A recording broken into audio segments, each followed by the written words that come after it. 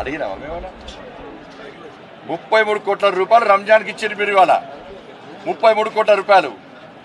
హైదరాబాద్ బోనాల పండుగ ఇచ్చింది 5 లక్షల రూపాయలు. 5 लाख 5 lakhs 33 crores వాళ్ళ రంజాన్కి ఇచ్చారు. వద్దలే ఇచ్చుకోరు, ఇంకా 10 కోట్లు ఇచ్చుకోరు. కానీ ఇందులో ఏం పాపం చేసిన వాళ్ళ తెలంగాణలో రంజాన్ పండుగ మాదిరిగానే గణేష్ ఉత్సవాలు జరుపుకుంటారు కదా, భవానీ ఉత్సవాలు జరుపుకుంటారు కదా, హనుమాన్ జయంతి ఉత్సవాలు జరుపుకుంటారు కదా, బోనాల పండుగ జరుపుకుంటారు కదా, శ్రీ వెంకటేశ్వర స్వామి ఉత్సవాలు జరుపుకుంటారు కదా, అనేక పండుగలు జరుపుకుంటారు కదా. ఇచ్చింది ఎంత? చిప్ప చేతికి ఇచ్చింది వాళ్ళ అడుక్కునే పరిస్థితి.